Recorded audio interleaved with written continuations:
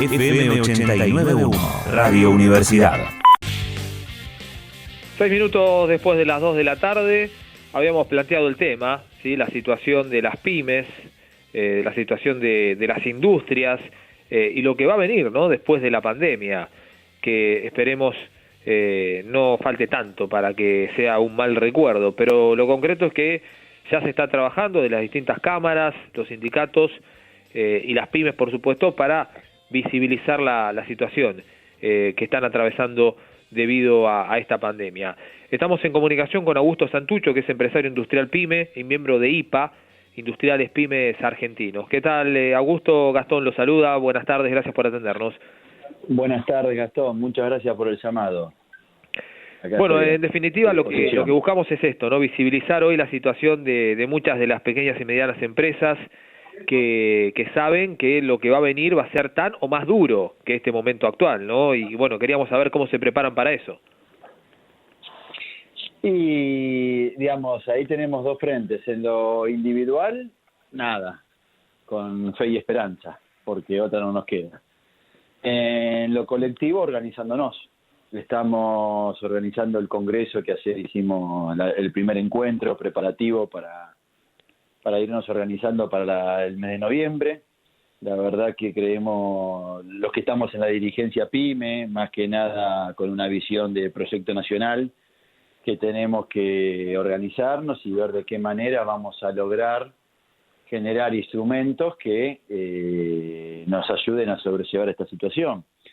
Sabemos que el Estado tiene la sábana corta, sabemos que hay muchos sectores de la sociedad que están muchísimo peor que nosotros, pero bueno, también la realidad nos preocupa y si nosotros como PYME nos caemos, sabemos que hacemos peligrar o deterioramos el salario del 70% de la población argentina que está empleada en el sector privado. Entonces también tenemos una responsabilidad. No solo queremos en lo individual llevar adelante nuestras empresas y ganar dinero en la actividad en la que estamos, sino que también tenemos la responsabilidad social de cuidar los puestos de trabajo. Entonces, bueno, con las preocupaciones que tenemos, digamos, los que somos conscientes que tenemos estas responsabilidades, ¿no? Por supuesto, por supuesto. ¿Cuántas personas hoy están dependiendo de las pymes, digo, en promedio de empleados que tienen a su cargo? En el mundo es este dato, no solamente en Argentina. Argentina igualmente tiene un sector PYME bastante bien desarrollado comparativamente con lo que es la región, con lo que es Latinoamérica. Pero en el mundo es el 70% del empleo privado. Y en Argentina coincide.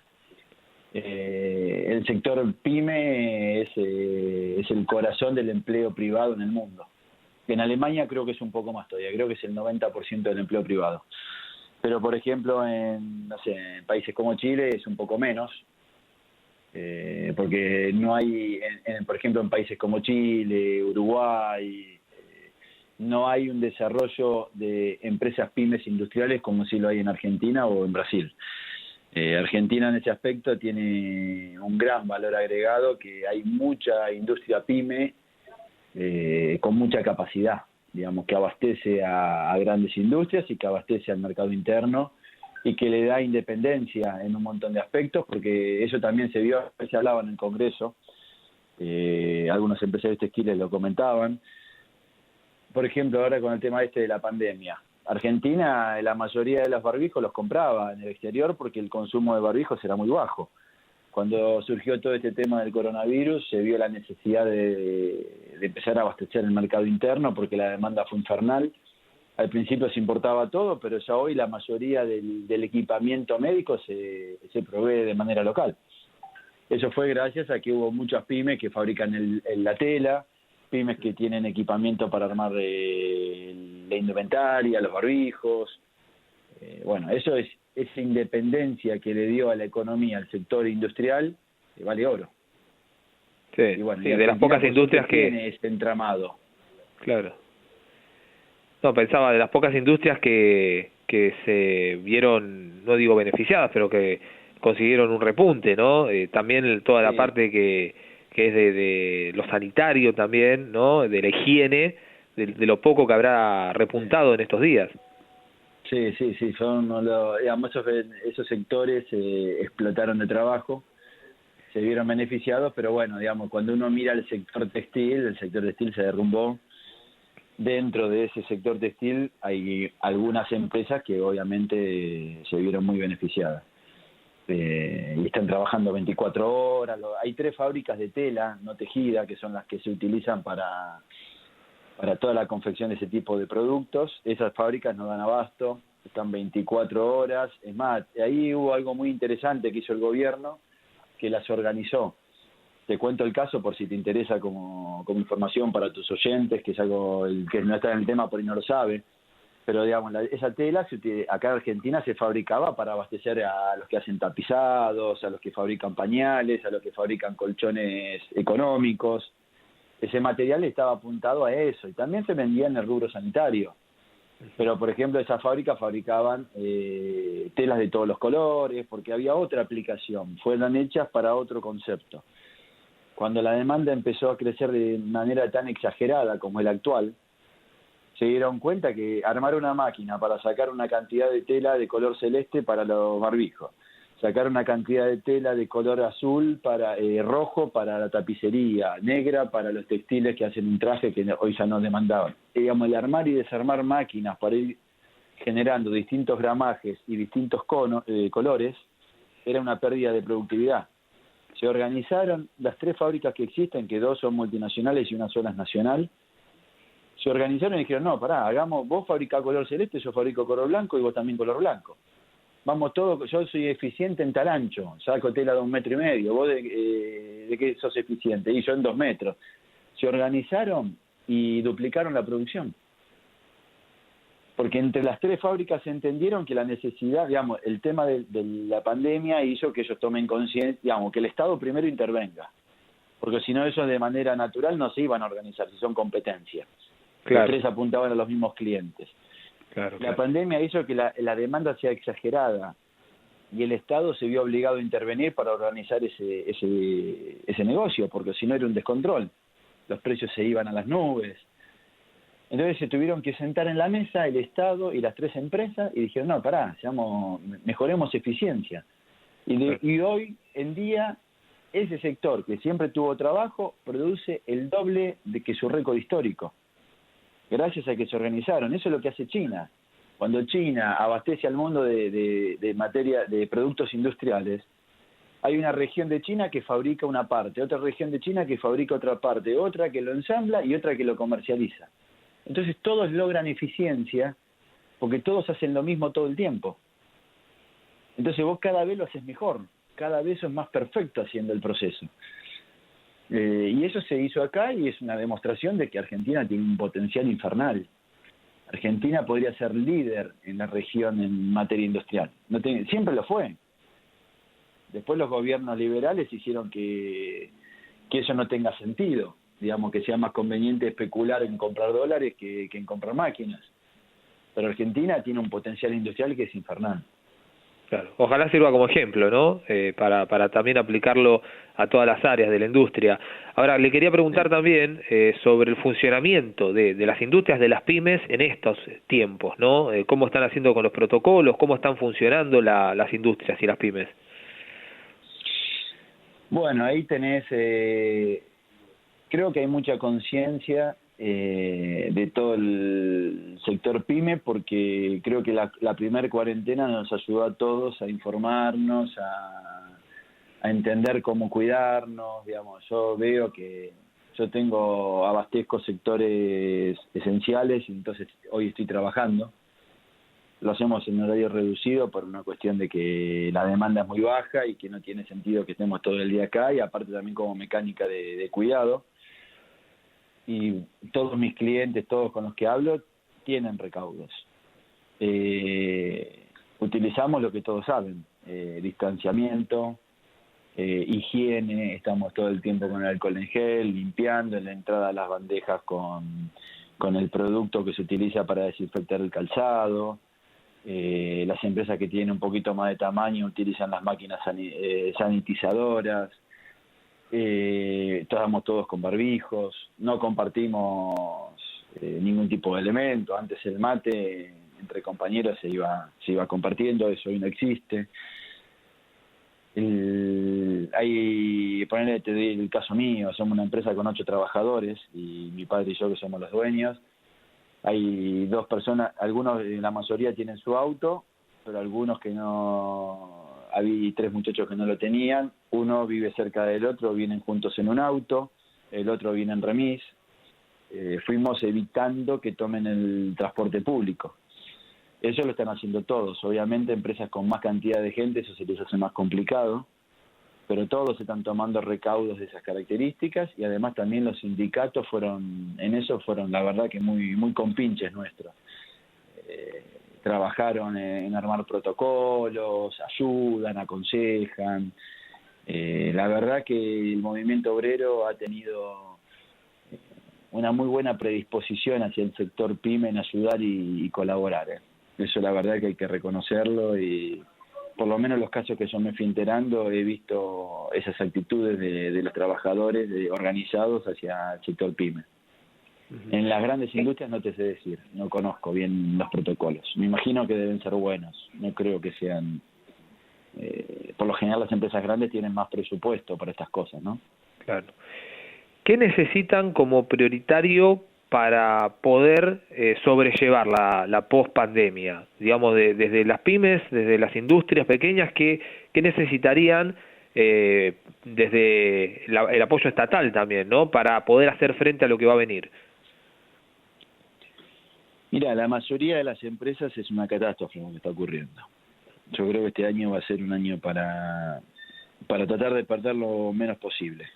No creo que haya industria en la Argentina, salvo algunos sectores puntuales, que tenga un año con utilidades económicas. No creo que haya. En base a esa lógica, digamos, los ATP sirvieron mucho. El primer ATP tuvo ahí algunas cosas que tuvimos que ir aportándole. Por ejemplo, te doy mi caso, de los 8 trabajadores me pagaron 3, no sé por qué en ese momento. Falla del sistema, me imagino que debe ser muy complejo administrar un Estado. Me imagino que debe ser muy complejo en tener que sacar en 1 o 2 semanas un programa que le llega a 7 millones de personas. No debe ser nada sencillo, debe ser realmente muy dificultoso. Eso se fue mejorando, esos programas ayudaron muchísimo. Esos programas están haciendo que hoy empresas que les va más o menos puedan pagar los sueldos, empresas que les va muy mal, por lo menos la gente cobra la mitad del salario y te puede llevar algún peso a la casa. El sector comercial está muy arruinado, la verdad que el sector comercial es una cosa muy triste la que le está ocurriendo, pero bueno, tampoco hay mucho para hacer, ¿no? Yo me pongo en los zapatos del Estado y también pongo en los zapatos del empresario PYME. Hay comercios, la otra vez hablaba con una persona que tiene 3 Habanas, ¿viste? Los localcitos de cafetería. Un empresario que le iba bien en lo individual. Sí. Realmente tenía 3 unidades de negocio muy interesantes, bien ubicadas. Bueno, imagínate, hoy en día tiene 40 empleados locales que en uno paga 200.000 pesos de alquiler, en el otro, y no factura un centavo. Hace más de 100 días que no factura un centavo. Está completamente destruido su patrimonio. Es un tipo que hoy está peor que un indigente, porque está generando un endeudamiento, no paga alquileres, no paga impuestos, no paga la luz, los sueldos hace lo que puede, ya quemó el canuto que tenía. Es todo un desastre lo que le está ocurriendo. ¿Cómo sacamos esa empresa adelante? No tengo la más mínima idea. Creo que va a tener que ser de a poco. A mí hoy lo que más me preocupa es que trabajadores de sectores como esas empresas puedan cobrar algo, aunque sea. Porque todos los que estamos en una situación un poquito mejor, que no estamos tan mal, necesitamos del consumo de esos trabajadores. Si esos trabajadores que trabajan en esos comercios no cobran un centavo y no van a otros comercios a consumir, el resto de la economía se derrumba. Y por ende el Estado atrás, porque todos los que pagamos impuestos lo pagamos en base a las ventas que tenemos. Si se nos caen las ventas, pagamos menos impuestos. Y si pagamos menos impuestos, el Estado tiene menos instrumentos. Pienso que el Estado va a tener que seguir apoyando, como sea, desviando recursos hacia el salario de los trabajadores que hoy están en mala situación de cobro. Pienso que el Estado va a tener que hacer una gran moratoria para todo lo que no se está pagando hoy en día, porque el empresario pyme, básicamente, el primer compromiso que tiene es con la luz cuando está produciendo, con el gas cuando está produciendo y con los salarios. Claro. Esas son las prioridades. En este caso, cuando tenés un local cerrado, ni siquiera paga la luz, ya no te importa. Te importa que tu gente cobre porque, o lo podés hacer porque sos una buena persona y no dormís de noche, o por el simple hecho de que tenés al trabajador todo el día al lado. Digamos, yo acá no hago escala de valores, digamos, pymes como docentes, como policías o como periodistas hay buenos y hay malos.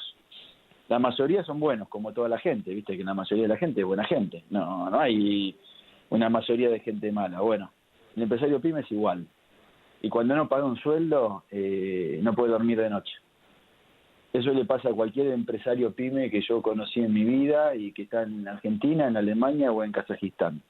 Somos gente de carne y hueso, con sentimiento, que nos encariñamos con nuestros trabajadores, que son amigos, que le conocemos el nombre de los hijos, que sabemos cuándo se casó, si se separó, si está mal con la mujer, y sabemos que cuando no cobran a fin de mes tienen un quilombo bárbaro.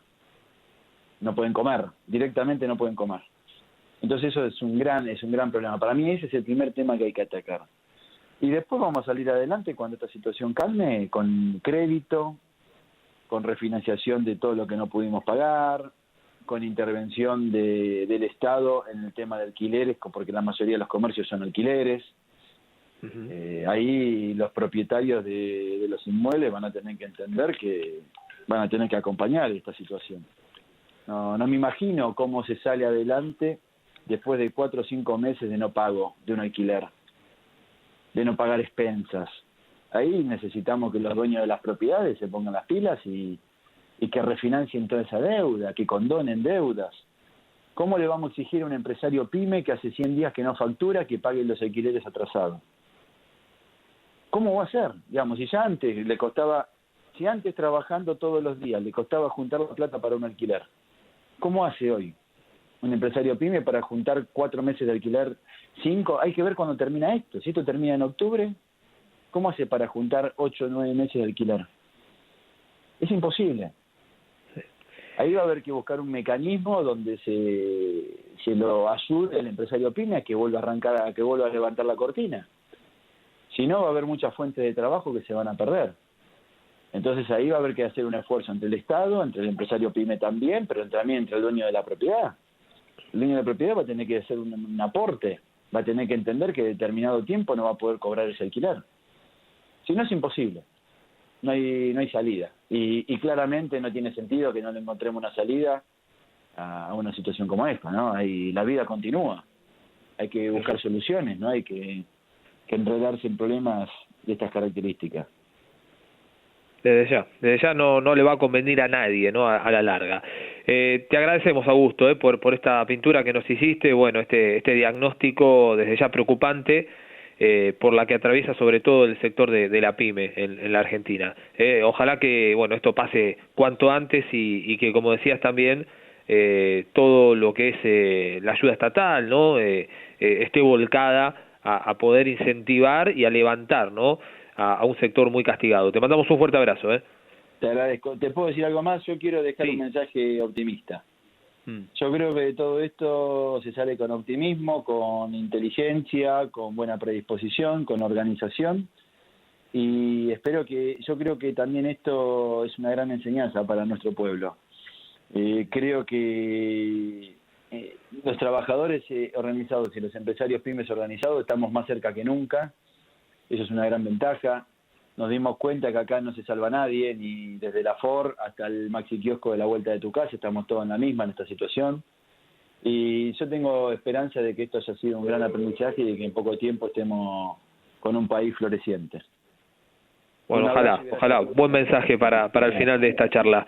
Un abrazo, Augusto, gracias, suerte. Hasta luego.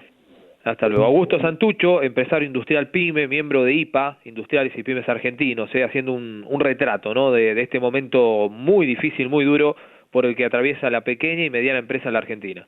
Desde la Universidad Nacional de La Matanza, Radio Universidad FM 89.1. Siempre cerca.